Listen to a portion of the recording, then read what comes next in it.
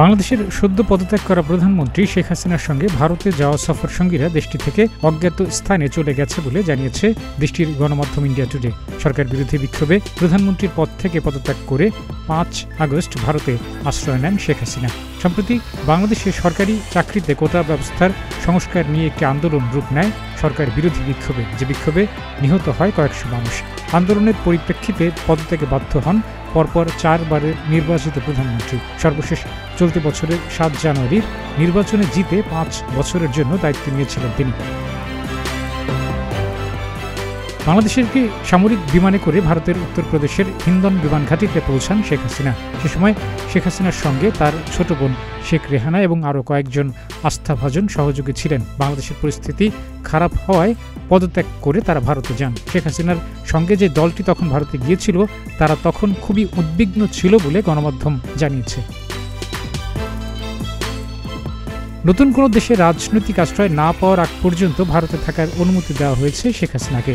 India today জানিয়েছে, ভারতের নিরাপত্তা কর্মকর্তারা শেখ হাসিনা এবং তার সফর সঙ্গীদের সহায়তা করছে। ভারতে পৌঁছানোর পর শেখ হাসিনার সঙ্গে প্রথমে দেখা করেন দেশটির জাতীয় নিরাপত্তা উপদেষ্টা অজিত ডোভাল। দুই পক্ষ মিলে শেখ হাসিনার পরবর্তী করণীয় নিয়ে আলোচনা করেন। শেখ হাসিনা বর্তমানে যুক্তরাজ্যে রাজনৈতিক আশ্রয় পাওয়ার চেষ্টা করছেন। বাংলাদেশের পরিস্থিতি নিয়ে যুক্তরাজ্যের পররাষ্ট্রমন্ত্রী ডেভিড লেম্বির সঙ্গে কথা বলেছেন ভারতের পররাষ্ট্রমন্ত্রী এস জয়শঙ্কর। বর্তমানে ভারতে অবস্থানরত শেখ হাসিনার ব্রিটেনে রাজনৈতিক আশ্রয় পাওয়ার বিষয়ে সম্প্রতি একটি বিবৃতি দেয় যুক্তরাজ্যের অধিবাসী সংক্রান্ত অফিস, যেখানে দেশটির বিদ্যমান আইনি বিষয় তুলে ধরা হয়েছে। যুক্তরাজ্য থেকে জানানো হয়েছে, রাজনৈতিক আশ্রয় চাইবে এমন কোনো ব্যক্তিকে দেশটিতে ভ্রমণের অনুমতি দেওয়ার সুযোগ নেই তাদের বিদ্যমান অভিবাসী সংক্রান্ত আইনে। যুক্তরাজ্য বলেছে যে দেশটিতে আশ্রয় প্রার্থী প্রথমে পৌঁছেছেন, সেখানে আগে তাকে রাজনৈতিক আশ্রয় পেতে হবে। তবে যুক্তরাজ্য নাগরিকদের রাজনৈতিক আশ্রয় দেওয়ার ক্ষেত্রে আগ্রহী।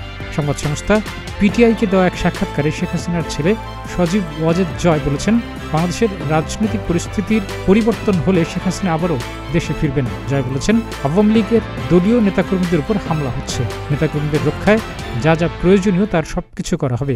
সে সময় শেখ হাসিনাকে আশ্রয় দেওয়ার জন্য ভারতের প্রধানমন্ত্রী নরেন্দ্র মোদীকে ধন্যবাদ দিয়ে জয় ভারতের প্রতি অনুরোধ জানান আওয়ামী লীগ নেতাদের নিরাপত্তায় যেন ভারত আন্তর্জাতিক চাপ তৈরি করে।